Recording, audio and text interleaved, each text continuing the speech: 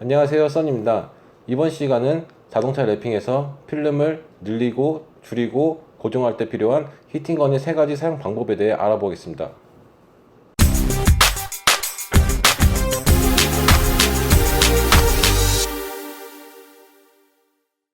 먼저 스트레칭 방법입니다. 굴곡이 많은 곳을 작업할 땐 필름을 늘려서 작업합니다. 필름 소재에 따라 온도의 한계가 다르기 때문에 온도를 달리 사용하거나 적당한 열을 주며 작업해야 합니다. 열을 많이 주게 되면 변색이 되는 필름도 있습니다. 따라서 한 곳에만 집중해서 열을 주기보다 넓은 면에 골고루 적당히 주어야 합니다. 또한 필름이 붙어있는 경계선에는 가급적 열을 주지 말아야 합니다. 경계선에 열을 주고 스트레칭을 하게 되면 기존에 붙어있는 면과 필름이 떠있는 부분이 늘어난 정도가 확연히 달라지게 되며 열 전도율도 달라서 온도차 때문에 경계선을 기준으로 양쪽 필름의 색이 차이가 날 수 있습니다. 따라서 뒷부분부터 경계선 부근으로 자연스럽게 온도가 전달되도록 열을 주어 스트레칭합니다. 그리고 지금과 같은 상황에서 필름에 주름이 있다고 주름 부분만 열을 가하게 되면 주름을 펴기가 어렵습니다.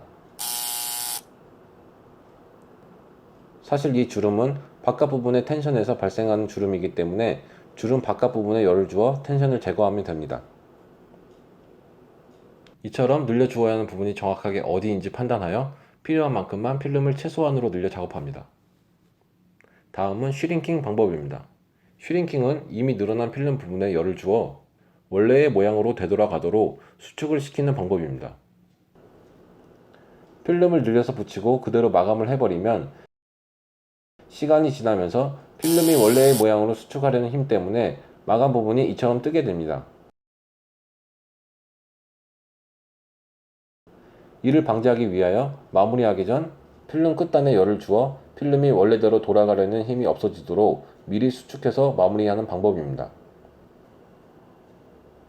마찬가지로 이미 늘어나 있는 필름을 음각 곡면 부분에도 그냥 눌러서 붙이기보다는 미리 슈링킹을 해주고 필름이 늘어나서 붙지 않도록 작업해야 시간이 지나도 필름이 뜨지 않습니다.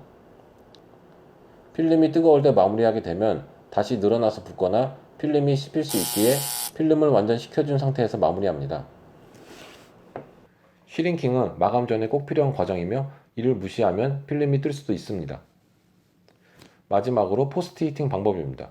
포스트 히팅은 필름이 원래대로 돌아가려는 성질을 없애주는 방법입니다. 앞서 말한 내용처럼 필름은 열을 주어 늘리고 다시 원래의 모양으로 줄여줄 수 있습니다.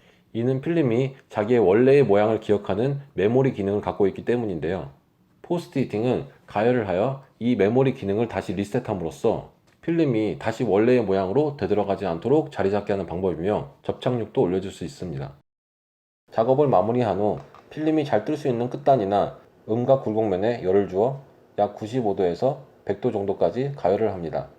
필름 소재에 따라 110도까지 올려주어야 하는 필름도 있습니다. 숙련되지 않은 분은 적외선 온도계 사용은 필수입니다. 포스트 히팅을 할 때 자동차의 유리, 고무 몰딩, 플라스틱 마감재 등 데미지가 갈 수 있는 부분에 마스킹 테이프로 감싼 후 물을 적셔가며 차량에 손상이 가지 않게 합니다. 가열 후 그냥 두어도 되지만 찬물이나 얼음물로 급속으로 식혀주면 조금 더 효과를 볼 수 있습니다. 이 방법으로 모든 경우 필름을 뜨지 않게 할 수 있으면 얼마나 좋을까요? 이 방법은 도움을 줄 뿐 모든 문제를 해결할 수 없습니다. 필름이 늘려져서 붙어 있을 때 버틸 수 있는 스트레칭의 한계점이 있는데요. 그 스트레칭의 한계점을 조금 더 올려주는 역할만을 해줄 뿐입니다.